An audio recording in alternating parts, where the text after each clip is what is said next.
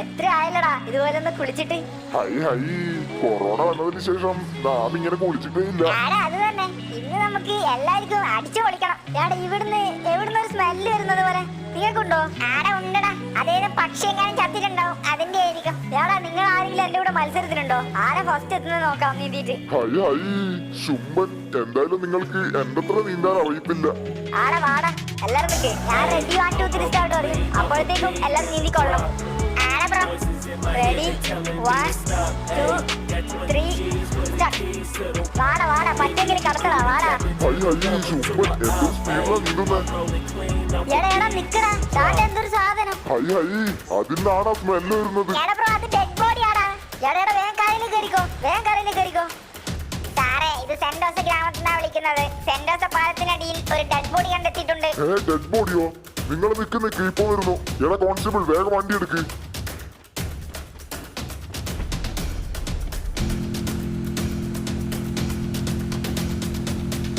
തള്ളേ, കൊന്നവൻ എന്തായാലും നിസാരക്കാരനല്ല. കണ്ണൊക്കെ കുത്തിപ്പൊട്ടിച്ച് തലയോട്ടൊക്കെ അടിച്ചു പൊളിച്ചാണ് കൊന്നിരിക്കുന്നത്. സാറേ, ഇവൻ കൊല്ലുന്ന രീതി കണ്ടിട്ട് ഇവനൊരു സൈക്കോ പാത്താണെന്നാ തോന്നുന്നത്.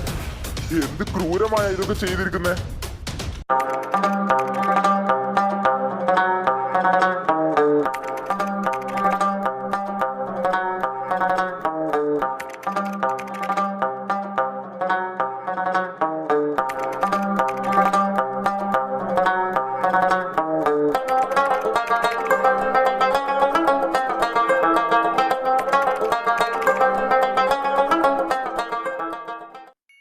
സെന്റോസയിൽ ഇന്നും ഒരു ഡെഡ് ബോഡി കണ്ടെത്തി. അതിക്രൂരമായി വെട്ടിമുറിച്ച രീതിയിലാണ് ഡെഡ് ബോഡി കണ്ടെത്തിയത്. ഇതുവരെയായും ഒരു ക്ലൂവും ഇതിനെപ്പറ്റി കിട്ടിയില്ലെന്ന് പോലീസുകാർ. വീണ്ടുമോ? എടാ മാക്സിമേ, ഇത് രണ്ടാമത്തെ തവണയാ സെന്റോസയില് ഡെഡ് ബോഡി കണ്ടെത്തുന്നത്. ആടെ ബ്രോ, ഞാനും കാണാറുണ്ടായിരുന്നു. ഇതെന്താ സംഭവം? അത് തന്നെടാ, ഒന്നും അറിയില്ല. പോലീസുകാർക്ക് ഒരു ക്ലൂ പോലും കൊടുക്കാതെയാണ് അവൻ കൊന്നിട്ട് പോകുന്നത്. പക്ഷെ എന്തിനാ ഇത്ര ക്രൂരമായി കൊല്ലുന്നതെന്നാ ഞാൻ വിചാരിക്കുന്നത്. അവന്റെ രൂപം എങ്ങനെയാണെന്ന് പോലും പോലീസുകാർക്ക് അറിയില്ല. മിന്നൽ വേഗതയില്ല അവൻ ഓരോ കൊലകൾ നടത്തുന്നത്. ഇതിനൊരു അവസാനം ഉണ്ടാവുമോ? ഒന്നും അറിയില്ലടാ. തള്ളേ, ഒന്നിന് പുറകെ ഒന്ന് ചത്തുകൊണ്ടിരിക്കുക. ഇതിനൊക്കെ നമ്മൾ എന്താ ചെയ്യുക? തള്ളേ, ഇതൊക്കെ നമുക്ക് നോക്കി നിൽക്കാനേ പറ്റൂ, അല്ലാണ്ട് നമുക്കൊന്നും ചെയ്യാൻ പറ്റത്തില്ല ഇതില്. സാറേ, അങ്ങനെ പറയാൻ പാടില്ല. നാളെ നമുക്കോ നമ്മുടെ വീട്ടുകാർക്കോ ആണെങ്കിലോ ഈ സ്ഥിതി വരുന്നത് ആണെങ്കിൽ അനുഭവിക്കുക, അല്ലാതെ വേറെ നിവർത്തിയില്ല. അവനൊക്കെ ഒരു സൈക്കോ പാത്താണ്. അവനൊന്നും പൊക്കേണ്ട ബുദ്ധി നമുക്കില്ല. നീ അറിഞ്ഞായിരുന്നോ? ഇന്ന് 3ാമത്തെ ഡെഡ് ബോഡി കണ്ടെത്തി സെന്റോസയിൽ നിന്ന്. ആടാ, ഞാൻ കണ്ടായിരുന്നു. ഇതെന്ത് സംഭവം? ഇതിന്റെ അന്ത്യമില്ലെന്നാ ഞാൻ വിചാരിക്കുന്നത്. ആടാ ബ്രോ, ഇങ്ങനെയാണെങ്കിൽ ഇവൻ എല്ലാവരും കൊല്ലുമല്ലോ. എടാ മാക്സിമേ, എനിക്ക് തോന്നുന്നു അങ്ങനെയല്ല. ഇവൻ എല്ലാവരും ഒന്നും കൊല്ലുന്നില്ല. ഇവന്റെ പക തീർക്കുകയാണെന്നാ തോന്നുന്നേ. ആദ്യമേ സ്കെച്ച് ചെയ്ത് വെച്ച് അങ്ങനെയാണ് ഇവൻ കൊല്ലുന്നത്. അങ്ങനെ ആയിരിക്കോ? ആടാ, അങ്ങനെ തന്നെ ആയിരിക്കും. പിന്നെ അതല്ല, അവന്റെ കൊലകൾ കാണുമ്പോ തന്നെ നമുക്ക് മനസ്സിലാവും അവനൊരു സൈക്കോ പാത്താണെന്ന്. എടാ, അത് മാത്രല്ല, എനിക്ക് തോന്നുന്നു ഇതിന്റെ പിറകിലൊക്കെ ഒരു വലിയ സ്റ്റോറി ഉണ്ടെന്ന്. എന്റെ തോന്നലായിരിക്കാം ചിലപ്പോ അത്. എടാ ബ്രോ, നീ എന്താണ് ഇങ്ങനൊക്കെ പറയുന്നേ? എടാ, ഞാൻ പറഞ്ഞില്ലേ, എന്റെ തോന്നലായിരിക്കാം ചിലപ്പോ അത്. എടാ, നമുക്കിത് എന്താണെന്ന് ഒന്ന് അന്വേഷിച്ച് നോക്കിയാലോ? എടാ ബ്രോ, നമ്മളെന്താ പോലീസ് വല്ലതാണോ? പോലീസിന് പോലും കണ്ടെത്താൻ പറ്റാത്ത കാര്യമാണ് നമ്മൾ കണ്ടുപിടിക്കാൻ പോകുന്നത്. പിന്നെ എടാ, കണ്ടുപിടിക്കാൻ നല്ലടാ, നമുക്ക് എന്തായാലും പോയി നോക്കിയാലോ? അതിന് നീ എവിടെയെന്ന് വെച്ചാ പോവാൻ പോകുന്നേ? എടാ, അതായത് എല്ലാ ഡെഡ് ബോഡികളും കണ്ടെത്തുന്നത് സെന്റോസയിലാണ്. അപ്പോൾ എല്ലാ കൊലകളും നടക്കുന്നതും സെന്റോസയിലായിരിക്കണം. അപ്പോ ആ സൈക്കോ ഉള്ളതും സെന്റോസയിലായിരിക്കാനാണ് സാധ്യത. നമുക്കൊന്ന് സെന്റോസയിൽ ഒന്ന് പോയി നോക്കാം. അത് മാത്രമല്ല, ആദ്യം കണ്ടെത്തിയ ഡെഡ് ബോഡി പാലത്തിനടിയിലായിരുന്നില്ല, സെന്റോസയിലെ ഒറ്റപ്പെട്ട ഒരു വീടിനടുത്തായിരുന്നു. നമുക്ക് അവിടെ തന്നെ ഒന്ന് പോയി നോക്കാം. എടാ ബ്രോ, അവസാനം വല്ല വയ്യാവേരി ആവൂടാ? ഇല്ലടാ, അതൊന്നും പേടിക്കണ്ട. നമുക്ക് ഇന്ന് വൈകുന്നേരം തന്നെ എന്തായാലും ഒന്ന് പോയി നോക്കാം. ആടാ, ശരി. എന്തൊരു ടെറർ പ്ലേസ് ആട്ടാ ഇത്. കണ്ടിട്ട് തന്നെ പേടിയാവുന്നു. ആടാ, നമ്മൾ രണ്ടാളില്ലേ, പിന്നെന്തിനാ നീ പേടിക്കുന്നേ? ഇവിടെ കുറെ വീട് കാണുന്നുണ്ടല്ലോ. ആടാ, ശരിയാണല്ലോ, ഇവിടെ കുറെ വീടൊക്കെ കാണുന്നുണ്ട്. നീ വണ്ടി ഇവിടെ അങ്ങനെ നിർത്ത്.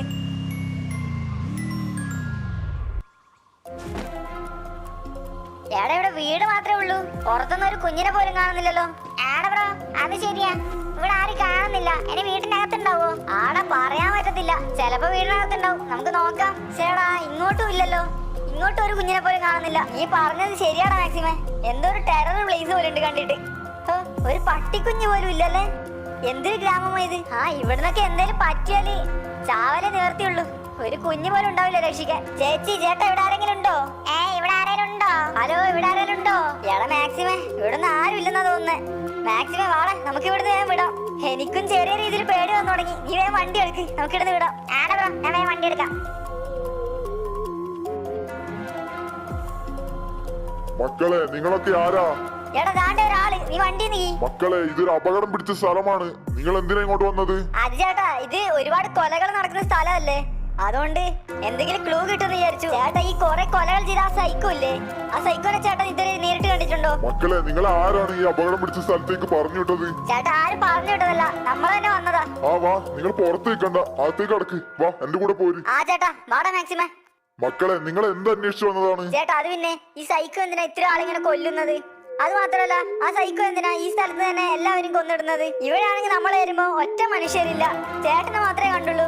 ചേട്ടൻ ആ സൈക്കോനെ കണ്ടിട്ടുണ്ടോ? കണ്ടിട്ടുണ്ടോ എന്നല്ല, അറിഞ്ഞിട്ടുണ്ടോ എന്ന് വേണം ചോദിക്കാൻ. നിങ്ങൾ സൈക്കോ എന്ന് വിശേഷിപ്പിച്ച ആ പാവ മനുഷ്യന്റെ സങ്കടം നിറഞ്ഞ ജീവിതം. അപ്പൊ ചേട്ടനെ അറിയാല്ലേ? ചേട്ടാ ആരാണ് സൈക്കോ? ഞാൻ പറയാം, അവൻ ആരാണെന്നല്ല, അവൻ എങ്ങനെ ആയിരുന്നു എന്ന്. ഇവന്റെ പേരാണ് ജാക്ക്. ഇവന്റെ അച്ഛനും അമ്മയാണെങ്കിൽ ചെറുപ്പത്തിലെ ഒരു കാർ ആക്സിഡന്റിൽ മരിച്ചിരുന്നു. അതിനുശേഷം അവന്റെ ജീവിതം ഒരു ഒറ്റപ്പെട്ടതായി മാറിക്കഴിഞ്ഞിരുന്നു.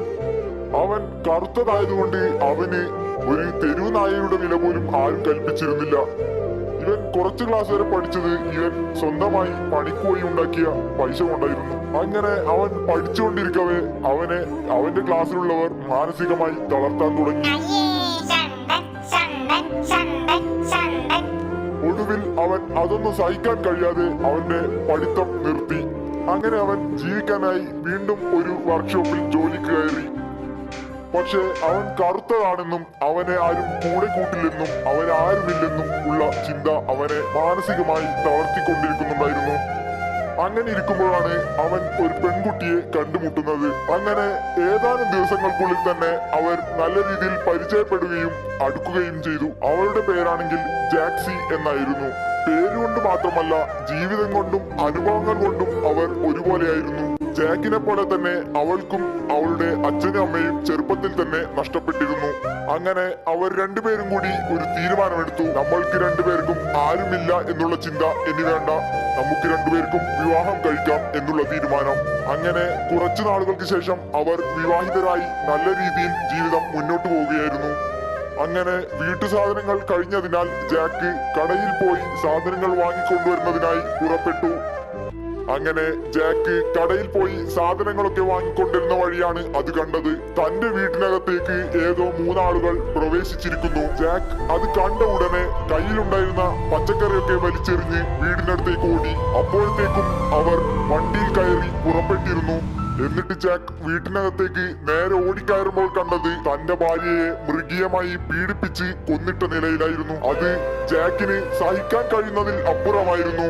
ജാക്കിനാണെങ്കിൽ അവന്റെ സങ്കടവും ദേഷ്യവും അടക്കാൻ കഴിയാതെ അവനൊരു സൈക്കോപാത്തായി മാറിക്കഴിഞ്ഞിരുന്നു.